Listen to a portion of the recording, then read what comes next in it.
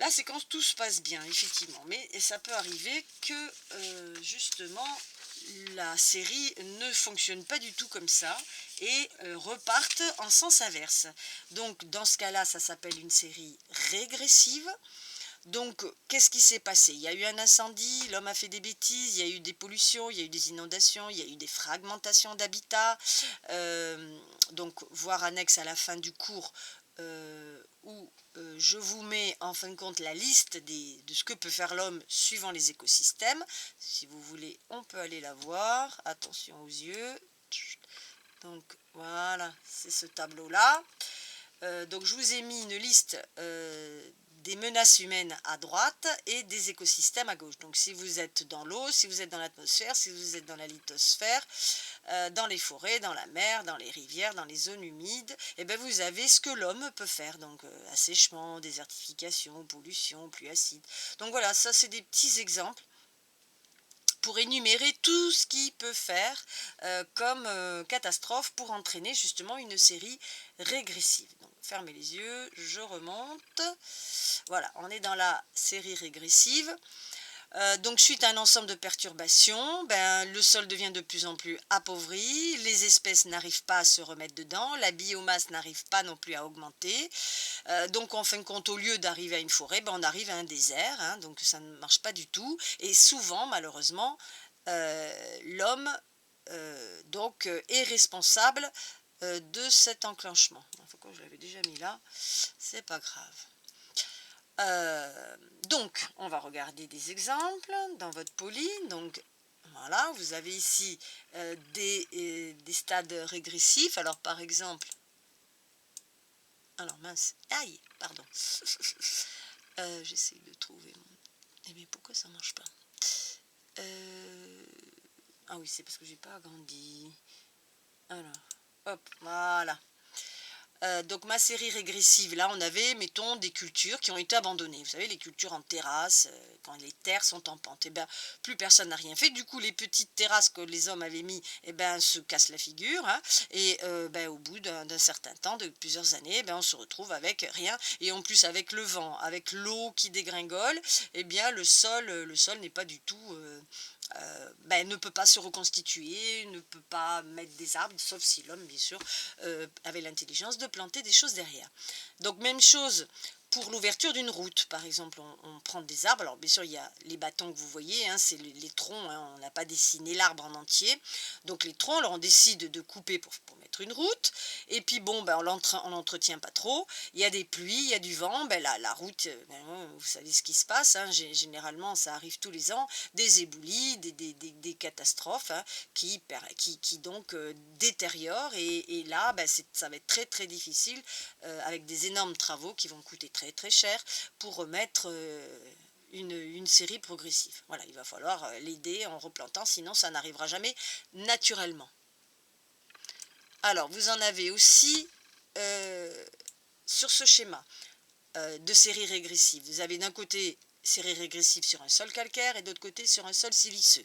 Donc, tout démarre impeccable, puis là, vous avez une petite allumette, incendie. Donc, qu'est-ce qui se passe? Eh bien, si on va sur la garrigue, on va avoir des petits chênes, des petits romarins, une petite pelouse qui va arriver.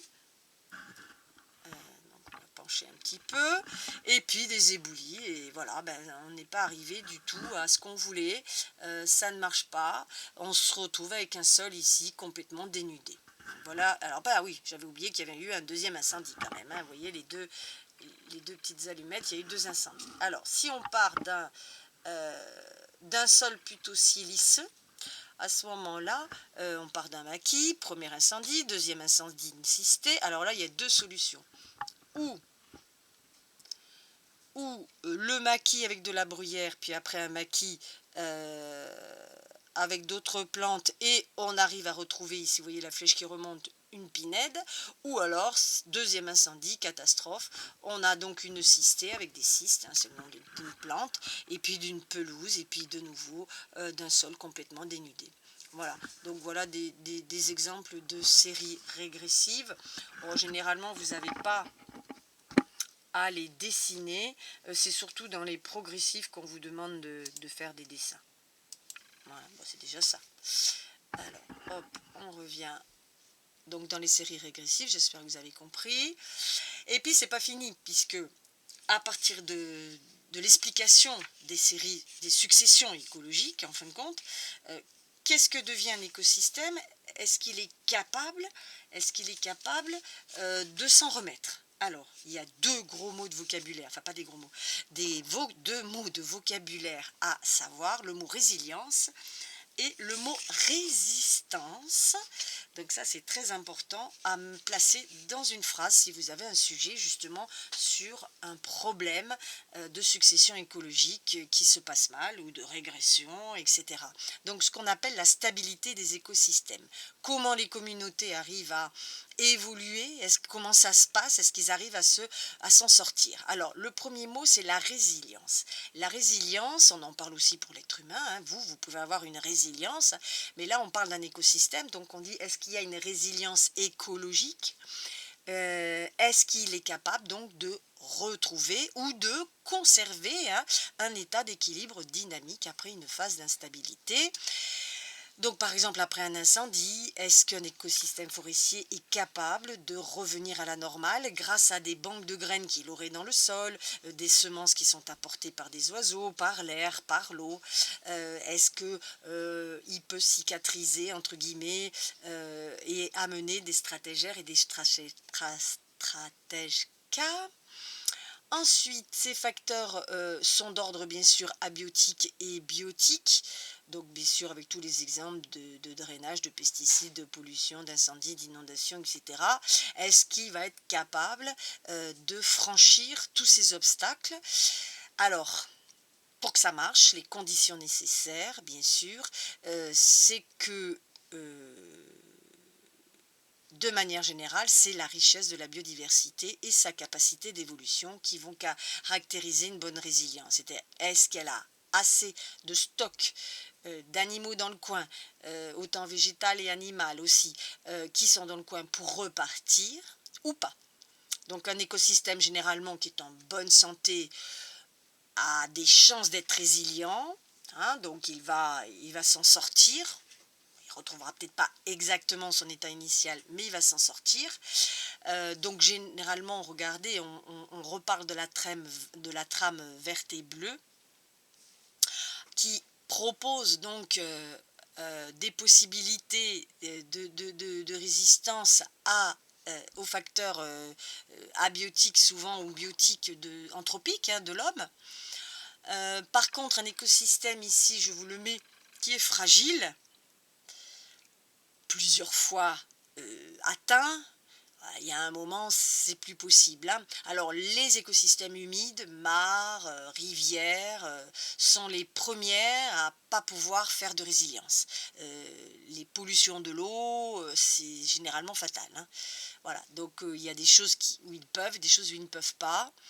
Et puis à un moment, il y a un événement, et c'est comme la goutte d'eau qui fait déborder le vase, hein, l'événement supplémentaire, parfois petit, hein, mais ça permet d'atteindre un seuil de rupture où là, catastrophe, l'équilibre n'existe plus du tout, et là, c'est irréversible.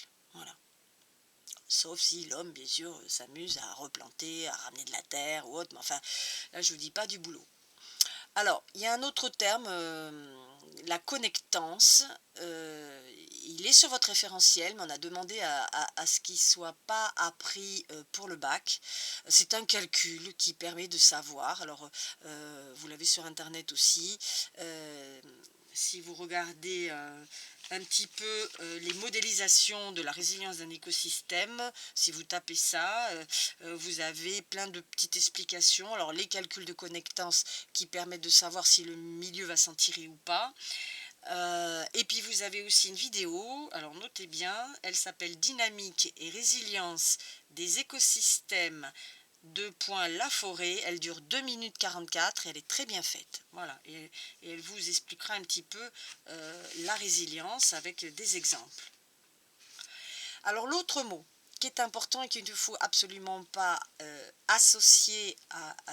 enfin, on ne peut pas associer, il ne faut pas exagérer, mais disons que c'est deux mots différents, la résistance et la résilience. La notion de résilience est donc à dissocier de la résistance. La résistance est donc la capacité d'un écosystème à faire face. Là, d'aplomb, paf, la perturbation arrive, qu'est-ce que je fais? Est-ce que je peux résister? Est-ce que je ne peux pas résister?